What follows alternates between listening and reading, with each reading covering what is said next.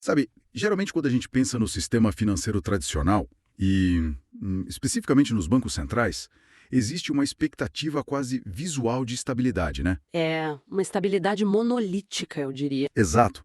É muito fácil imaginar um daqueles cofres de aço imensos, super antigos. A porta pesada e blindada se fecha, e a instituição inteira fica lá apenas guardando e processando o valor da sociedade de uma forma previsível, intocável e, acima de tudo, silenciosa. Sim, e há uma imagem de solidez que o próprio mercado exige, sabe? Historicamente, a sociedade gosta que as engrenagens que movem a economia sejam conservadoras, visíveis e que mudem num ritmo, glacial, praticamente. Ninguém quer surpresas com o próprio dinheiro. Com certeza. Ninguém quer surpresas quando se trata da infraestrutura do sistema financeiro nacional. Mas aí a gente começa a analisar os documentos mais recentes, sabe? Aqueles bastidores regulatórios que não chegam nas manchetes do grande público e, de repente, a ilusão de calmaria simplesmente desaparece. Fica bem evidente que aquele cofre de aço antigo está sendo completamente destroçado. Destroçado e refeito por dentro. Substituído por arquiteturas em nuvem, inteligência artificial autônoma, rastreamento criptográfico, e tudo isso enquanto a porta externa continua fechada para manter as aparências. É uma paisagem de engenharia financeira passando por uma metamorfose brutal. E é exatamente essa transformação gigantesca que a gente vai desvendar na nossa imersão de hoje. E olha, a escala dessa reengenharia é algo que não víamos talvez desde a criação do Plano Real ou do próprio Pix. As decisões técnicas que estão sendo implementadas nas entranhas do Banco Central neste exato momento vão ecoar por décadas. Bom, para montar esse quebra-cabeça, a gente tem hoje uma pilha de documentos bem robusta. Compilamos artigos recentes e registros históricos da Exame e do portal do Bitcoin. Muito focados naqueles anúncios surpreendentes de novembro de 2025, certo? Isso. Mas o núcleo duro da nossa análise vem direto da fonte, que são os documentos normativos oficiais do Banco Central do Brasil. Vamos detalhar as novas regras super severas para ativos virtuais que entraram em vigor agora, em fevereiro de 2026. E cruzar isso com o recém-publicado Plano Diretor de Tecnologia da Informação e Comunicação, né? O famoso PDTI. Exatamente. O PDTI que mapeia a estratégia do BC para o período crítico de 2026 a 2029. Juntar essas peças revela um movimento em 3 frentes simultâneas, sabe? O regulador está essencialmente matando projetos que eram vitrines tecnológicas, encurralando tecnologias globais que antes operavam sem lei e injetando centenas de milhões num cérebro artificial para vigiar tudo isso. Ok, vamos desempacotar isso. Vamos começar dissecando a primeira frente dessa revolução, porque ela envolve um choque de realidade técnico impressionante. O fim do Drex, como a gente conhecia? Em 4 de novembro de 2025, o Banco Central simplesmente puxou a tomada da plataforma original do Drex. E olha, estamos falando de uma infraestrutura que vinha sendo desenhada e testada arduamente por 4 anos. E o presidente da instituição, o Gabriel Galípolo, foi a público com uma franqueza rara para um banqueiro central, né? Ele afirmou que a tecnologia que eles estavam testando não se revelou viável. O que é fascinante aqui é que o projeto em si não acabou, mas a base tecnológica sim. O que torna esse movimento fascinante não é a falha em si, mas a maturidade de reconhecer o limite mecânico de uma tecnologia. A plataforma do Drex estava sendo construída sobre uma rede chamada DLT Hyperledger Bezo. Que é basicamente uma blockchain privada, certo? Isso. DLT significa Tecnologia de Registro Distribuído. O princípio básico de qualquer blockchain é que, para o sistema ser confiável, sem um intermediário central, todos os nós da rede precisam ter uma cópia do registro de transações. Para validar se os fundos realmente existem. Exato. O que cria um paradoxo gigantesco quando se trata de um banco central. Porque, como é possível conciliar uma rede onde os nós validam as transações coletivamente com a Lei Geral de Proteção de Dados, a LGPD, e com a Lei de Sigilo Bancário? É grande contradição. Se o banco A precisa validar uma transação do banco B na rede do Drex, teoricamente ele acaba tendo acesso a metadados ou informações do cliente do concorrente. E esse foi o calcanhar de Aquiles durante todo o ano de 2024 e 2025. Foi. O consórcio de bancos e empresas de tecnologia tentou implementar soluções criptográficas avançadíssimas para esconder esses dados. Eles usaram algo chamado provas de conhecimento zero, ou Zero Knowledge Proofs. Como isso funciona na prática, de um jeito simples? Conceitualmente, é como provar para o segurança de uma balada que alguém é maior de idade, sem precisar mostrar a data de nascimento ou o nome no documento, sabe? Ah, entendi. O sistema atesta a validade da transação matematicamente, mas esconde os valores e os CPFs envolvidos. A teoria parece brilhante. Então por que puxaram a tomada? O problema é a fricção mecânica. Gerar essas provas de conhecimento zero exige um poder computacional massivo. Muito pesado para os servidores. Demais. Quando os desenvolvedores tentaram escalar isso para suportar o volume de transações do Sistema Financeiro Nacional Brasileiro, a rede simplesmente engasgou. Travou tudo. Travou. Ficou inaceitavelmente lenta e os custos de manutenção dos servidores explodiram para os bancos participantes. O coordenador do projeto, o Fábio Araújo, percebeu que a conta não fechava. Espera, vamos dar um passo atrás e recontextualizar o que isso significa para o cidadão comum. Durante anos, o Drex foi vendido pela mídia e pelas autoridades como o real digital, né? Sim, a grande promessa. Uma espécie de Pix 2.0, que a população usaria no celular. Considerando essa mudança estrutural, essa promessa de meio de pagamento digital para o varejo também desaparece, correto? Completamente. O próprio coordenador do projeto admitiu que o termo moeda digital já não reflete o escopo atual, sabe? O Pix já resolveu o problema da transferência instantânea e da inclusão financeira da população de forma magistral. E gratuita. Exato, e gratuita. Não faz sentido criar uma infraestrutura pesada em blockchain apenas para competir com o Pix. É como se o Banco Central passasse 4 anos tentando construir um carro esportivo luxuoso para o cidadão comum usar no dia a dia e percebesse que o motor desse carro, A blockchain, no caso. isso, a blockchain, não passa nos testes de emissão de poluentes, que seriam as regras de privacidade e escalabilidade. E aí eles decidem, cancelem o carro esportivo. Vamos voltar para a fábrica e reaproveitar essas peças para construir um caminhão blindado de transporte de valores. Para uso exclusivo dos bancos. Essa analogia ilustra precisamente o nascimento do Drex 2.0. O foco deixa de ser o varejo e passa a ser estritamente B2B. Transações entre instituições financeiras. Sim, a grande palavra de ordem agora é programabilidade, focada especificamente em serviços de garantias de crédito, conhecidos no jargão financeiro como gravames. Tá, pensa na logística disso no mundo real. Hoje, se uma pequena transportadora precisa de um empréstimo robusto, ela pode colocar sua frota de caminhões como garantia. Certo. O problema é que a frota inteira fica atrelada àquela operação de crédito num único banco. O sistema é muito rígido. Como essa nova arquitetura do Drex altera essa mecânica? O Drex 2.0 propõe a tokenização desse ativo físico. O sistema cria uma representação digital da frota de caminhões na rede, com o uso de contratos inteligentes, que são códigos de programação que se executam sozinhos. Quando certas condições são atingidas, né? Exatamente. Com isso, passa a ser possível fatiar essa garantia de forma cirúrgica. Uau! A transportadora pode usar 30% do valor da frota para garantir um empréstimo no banco A, 20% para uma linha de capital de giro no banco B e deixar os 50% restantes livres. E a mágica acontece porque o contrato inteligente garante ao banco com precisão matemática que aquela fração específica do caminhão não foi prometida para outra instituição. O que dilui o risco de inadimplência drasticamente. E na economia básica, se o risco do banco diminui, o spread bancário cai. O que significa um custo de crédito muito mais barato na ponta final para as empresas. Sabe, em vez de forçar uma tecnologia a existir apenas pelo hype da inovação, o regulador definiu primeiro o problema econômico a ser resolvido. Que é o custo do crédito. E isso para só então, agora em 2026, definir qual tecnologia será capaz de suportar isso. O que nos leva a uma contradição regulatória fascinante na nossa análise de hoje. O cripto? Sim, porque se de um lado o Banco Central teve a prudência de paralisar sua própria rede descentralizada porque não conseguia garantir o controle e a privacidade absolutos, Do outro lado, a postura em relação às redes descentralizadas públicas foi diametralmente oposta. eles foram com tudo. Aqui é onde a coisa fica realmente interessante. Se o BC pausou o Drex por precaução, em relação ao mercado de criptomoedas, eles pisaram no acelerador com os 2 pés. O chamado Velho Oeste Cripto agora tem um xerife operando com regras de engajamento militar. Verdade, no início de fevereiro de 2026 entraram em vigor as resoluções 519, 520 e 521. A paisagem mudou da noite para o dia, com a criação formal das SPSVAs. As sociedades prestadoras de serviços de ativos virtuais. Esse pacote regulatório fragmentou o mercado para fins de fiscalização.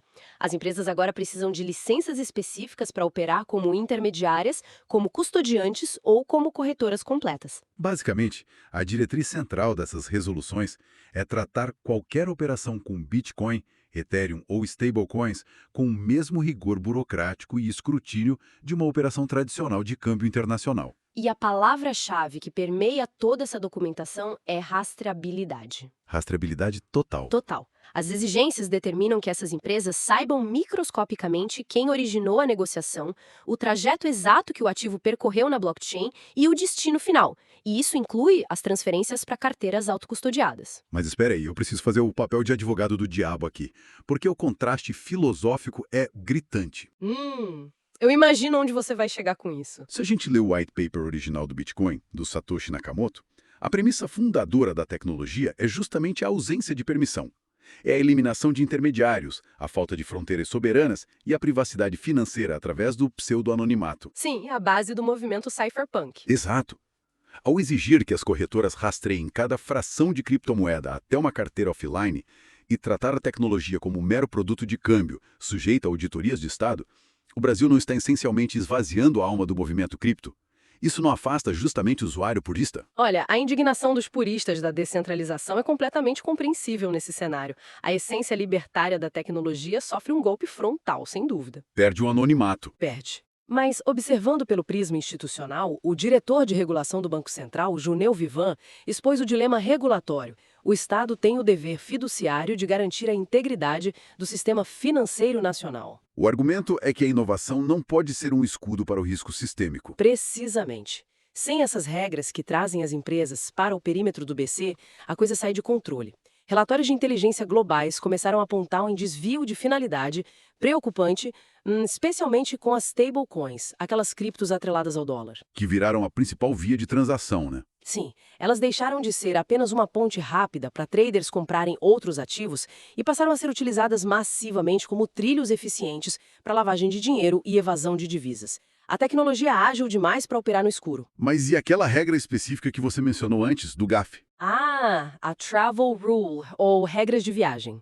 O Grupo de Ação Financeira Internacional já vinha pressionando o Brasil a adotar isso. Como funciona isso na prática? Significa que, se um usuário tenta sacar Bitcoin de uma corretora brasileira e mandar para um pendrive na gaveta de casa, uma carteira onde só ele possui as senhas, a corretora agora é obrigada a identificar o proprietário daquela carteira externa. Sério?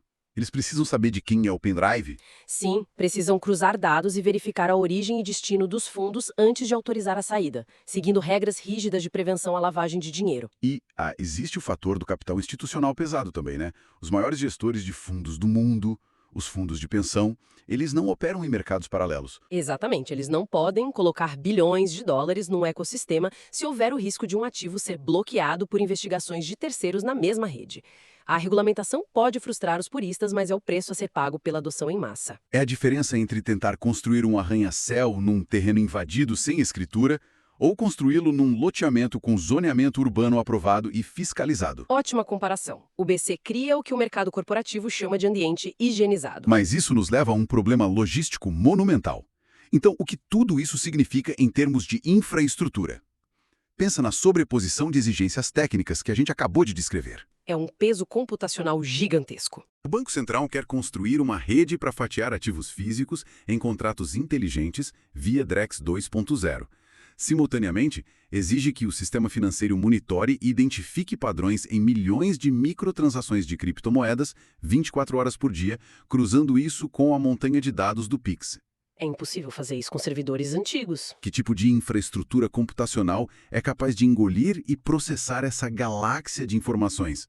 Porque, certamente, isso não vai rodar nos servidores herdados dos anos 90. E essa constatação nos leva à terceira e mais profunda camada dessa análise, a sala de máquinas. A casa das máquinas. Isso. Para sustentar essa ambição regulatória e tecnológica, o Banco Central publicou o seu novo PDTI, o Plano Diretor de TI, para o ciclo de 2026 a 2029. E os números alocados revelam o tamanho da urgência. O documento prevê um orçamento massivo, né? Mais de 408 milhões de reais em custeio e investimento apenas neste ano de 2026. Lendo as entrelinhas do plano, existe uma expressão técnica que aparece repetidas vezes e funciona como um alarme de incêndio silencioso. Eles chamam de risco de continuidade. Risco de continuidade. O que isso quer dizer na prática? Na linguagem burocrática de uma autarquia, admitir risco de continuidade significa reconhecer que partes críticas do sistema estão por um fio. O BC está abandonando sistemas legados. O plano detalha a dependência de linguagens de programação fossilizadas, como uma linguagem antiquada chamada Natural. Nossa, linguagem natural. Isso é da era dos mainframes. Pois é, eles têm sistemas inteiros pendurados em plataformas locais antigas, de SharePoint e arquiteturas WebSphere. O risco não é apenas a máquina falhar. O risco é que o mercado de trabalho simplesmente não forma mais profissionais que saibam ler ou consertar esse código. Os engenheiros de software que construíram isso estão se aposentando. Exatamente. Falta mão de obra. Então, estamos falando de desligar o suporte de vida de sistemas jurássicos, enquanto simultaneamente se liga uma rede nova. É como trocar as turbinas de um avião em pleno voo. Uma manobra super arriscada.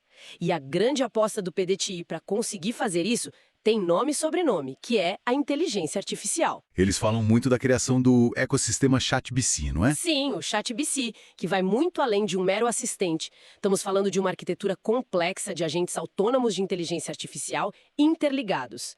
A espinha dorsal disso é a evolução do LIA. O Laboratório de Inteligência Analítica. Isso. E o ponto técnico mais audacioso é a implementação em larga escala de uma esteira MLOps. MLOps. Para quem não é cientista de dados, como a gente traduz isso? MLOps, ou Operações de Aprendizado de Máquina, muda a natureza do software. Tradicionalmente, os engenheiros escrevem uma regra estática de segurança. Por exemplo, bloqueie qualquer transação acima de R$50 mil às 3 da manhã. Uma regra fixa. Isso. Com uma esteira MLOps, o BC não constrói um algoritmo estático. Eles constroem uma fábrica automatizada de algoritmos. Como assim? A máquina cria a regra. Exato. A inteligência artificial consome petabytes de dados do Pix, das corretoras de criptomoedas e do mercado de crédito em tempo real. Quando hackers inventam um novo padrão de fraude, os modelos de IA detectam a anomalia. E reescrevem seus próprios parâmetros de defesa? Sozinhos, testam a eficácia e colocam a nova barreira de segurança em produção automaticamente, sem que o sistema financeiro precise sair do ar para atualização. Uau! É a industrialização da análise analítica dentro do regulador. Mas isso levanta uma vulnerabilidade gritante, na minha opinião. O fator humano. O risco humano não é o maior gargalo aqui, porque colocar ferramentas de aprendizado de máquina tão poderosas para rodar em escala industrial exige um operador altamente qualificado.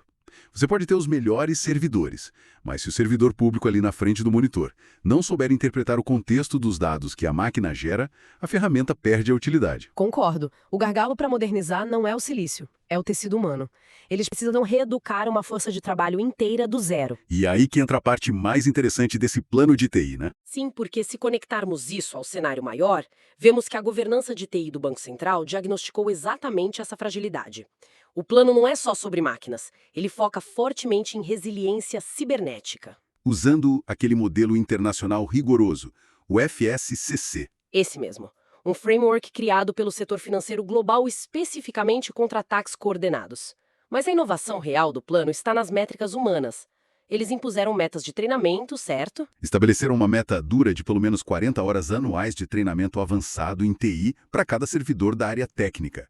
E mais sintomático ainda, eles criaram um indicador para medir o índice de satisfação dos desenvolvedores. Quanto o Estado passa a medir formalmente se seus engenheiros estão frustrados ou engajados com as ferramentas? Percebemos uma mudança drástica de cultura organizacional. O verdadeiro diferencial do BC não serão apenas os algoritmos do LIA, mas a capacidade dos servidores de interpretar os dados que a IA gera para manter o sistema financeiro nacional a salvo de ataques cibernéticos. A simbiose entre a IA, que detecta o caos, e o operador humano capacitado para julgar e mitigar o risco. Avaliando toda essa jornada de hoje, o quadro macroeconômico e tecnológico se desenha com uma clareza bem cristalina. A ilusão daquele cofre antigo e silencioso se desfaz. Completamente. O Banco Central abandonou a empolgação inicial com o hype do blockchain no Drex em favor de uma aplicabilidade real e pragmática, focada em garantias e crédito B2B. Simultaneamente, impôs a lei e a ordem no velho oeste dos ativos virtuais. Uma malha fina de rastreabilidade, para o capital transitar com segurança. Exato. E, para sustentar tudo isso, está despejando centenas de milhões de reais para blindar ciberneticamente o país e integrar a inteligência artificial nas raízes do sistema financeiro. E uma lembrança importante para quem nos ouve é que essas não são apenas discussões de TI distantes da nossa realidade. A engenharia descrita nesses documentos definirá coisas práticas da nossa vida. Como o custo de um empréstimo. Impactará diretamente quão caro será pegar um empréstimo para financiar um imóvel no futuro, determinará a privacidade de um investimento em criptomoedas e definirá o quão seguro nosso dinheiro está contra hackers. A arquitetura do valor está sendo reescrita, o que deixa um pensamento provocativo para quem nos ouve explorar por conta própria. Com o Drex 2.0 fatiando nossos ativos físicos para crédito, as novas regras cripto rastreando cada centavo de nossas carteiras digitais e a IA do Banco Central analisando todos esses dados em tempo real. A rede neural fechando o cerco. Pois é. Será que a era do total anonimato financeiro chegou definitivamente ao fim e estamos entrando em um momento onde cada transação que fazemos, do cafezinho à compra de um trator, tem um fiscal algorítmico invisível analisando tudo? Fica a reflexão. Muito obrigado pela companhia de hoje, pela mente aberta para mergulhar nesses documentos com a gente e até a próxima análise profunda.